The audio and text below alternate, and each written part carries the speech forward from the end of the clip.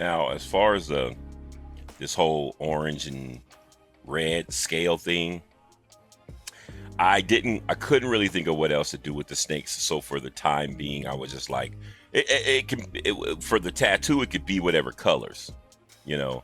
It doesn't have to be these colors. In fact, it's not going to be red and orange.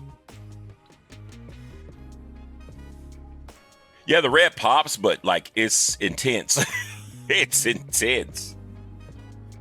The idea, it works for the heart, but like the snake heads could be whatever colors they want. You know, you just transition into the colors. I was gonna do a shit ton of colors, but I didn't want to waste the time trying it out, and it didn't work. You know, so I was like, well, I'll just go with the red because I know what it's gonna look like. You know, I don't really need to overcomplicate it like I was about to do. So, you know.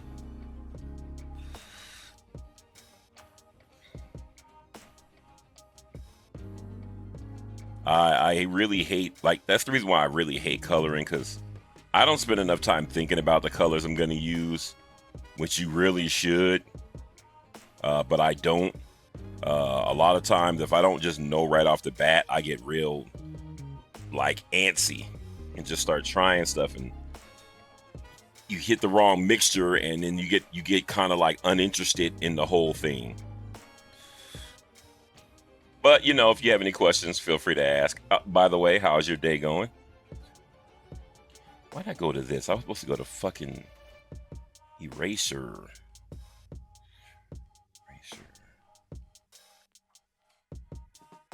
Ooh, there's mirror.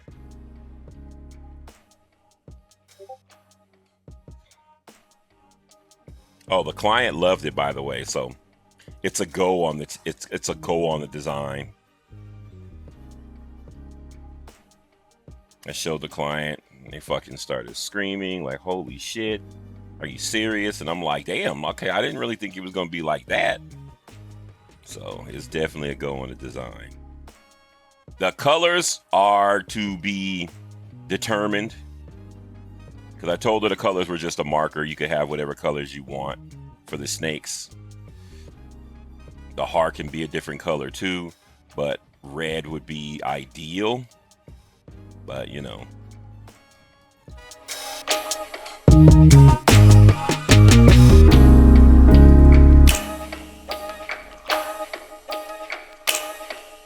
So I sectioned this off, right? I sectioned the whole thing off to color the snakes. And the reason why I did this is because I'm going to color the snakes, color the flowers, and then go back in and shade again, because there's also undershading that obviously I haven't put yet, the black behind everything, or the gray or whatever, to make the stuff in front pop. I probably should have put that in first, but because in tattooing you would put it in first. But generally when I color, it's typically the last thing that I put in. Any added shading and stuff like that would generally be last. Every now and again I like to color my tattoo designs, just simply because people see them and then they ask questions about them, and it's easier for me to answer questions about tattoo coloring if I have colored tattoos. And if you don't have a lot of colored tattoos, you can't really answer the questions, because it's hard to explain to people how things work with colored tattoos. Because the thing is like the lighting. So all the lighting you see, or all the lighting that I'm doing or whatever, it's reversed when you do the tattoo. It's light to dark when you do the tattoo. So it's not, you can't, like, I'm doing the lighting afterwards. You can't really do that when you tattoo. It's people try, and it's a very dangerous game that people like to play. But yeah, it's just better not to do that. What's up, Jamie? How goes it?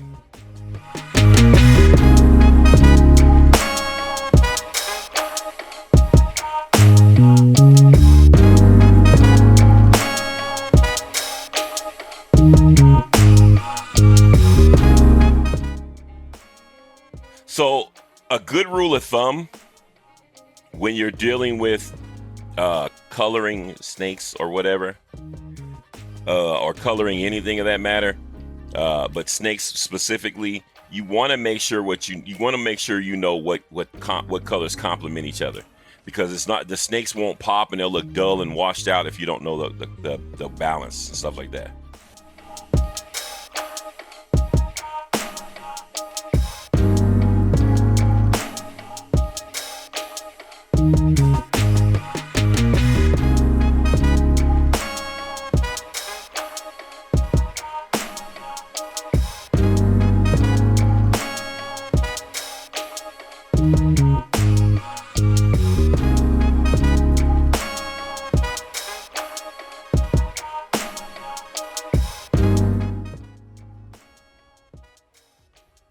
Yeah, it fades about 20%, but you can prevent a lot of that if you know tattoo aftercare.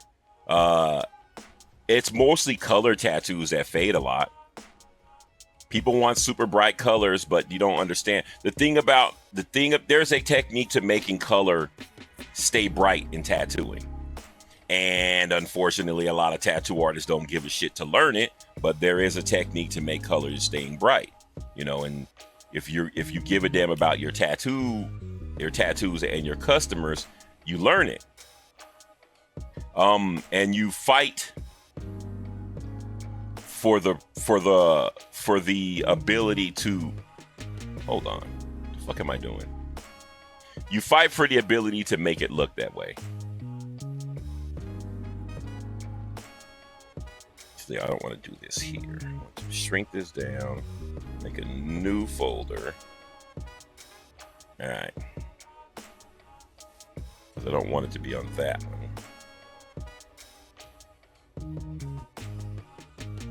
All right, let's do that.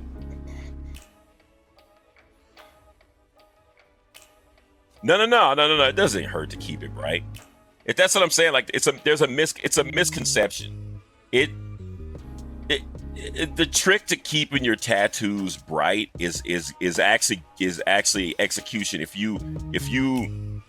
If your tattoo artist gets it in there pretty well, and then you do the proper aftercare, which your tattoo artist is going to give you the aftercare. If you follow the aftercare, it'll heal like it'll peel off like snake skin, and then you just kind of like keep this keep it out of direct sunlight, shit like that. It takes a long time for it to fade, but color definitely fades more than black and gray. If your black and gray fades, it was definitely done shit, because good black and gray will stay the way it's supposed to be for pretty much forever. The black and gray that I have on my arm was done almost 15 years ago, and it looks like it was done a month ago, because the execution. The thing is, with execution, with anything, is it takes a skilled hand, and a lot of tattoo artists aren't as skilled as they think they are.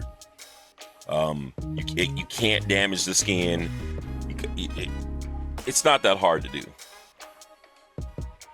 It's an acquired technique. It took me a while to get used to it, but what it is you have to learn how to relax when you're tattooing. Not the client, the tattoo artist. The tattoo artist has to learn how to relax when they work, because a lot of them get tense and they get nervous because they don't know whenever you're a new tattoo artist and you're learning how to tattoo, you're unsure of yourself. So a lot of the stuff you do, you feel like it feels like you're second guessing yourself. The more comfortable you get with tattooing, the easier it is for you to do the stuff you do. You can look at a person's tattoo and tell.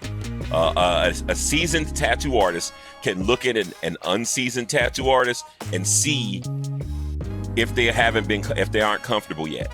Their tattoo lines look shaky, their colors look patchy. You can tell, like if you look at this, you see how you can see how the light spots and stuff like that. A seasoned tattoo artist can see that in the skin and be like, that's gonna fade, or that's gonna come out bright. You can tell when you do it. We call it holidays. And you learn how to prevent holidays by packing in black and gray. If you can get a black and gray tattoo to get in really nice and not fade, works out great, Can bright colors stay bright on black people? Black people shouldn't get colors at all. That's just my opinion.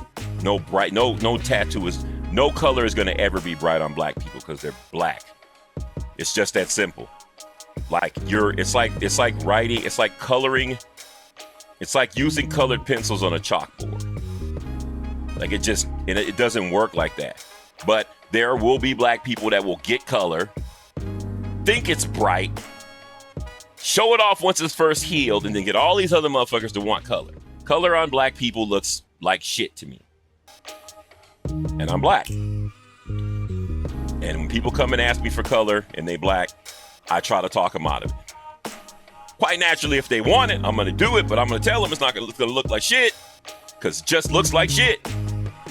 It's one of the things that I hate the most. Now, light-skinned people can get certain colors, but the darker you get, the more you might want to lean towards black and gray. But people do what they want to do. You know what I mean?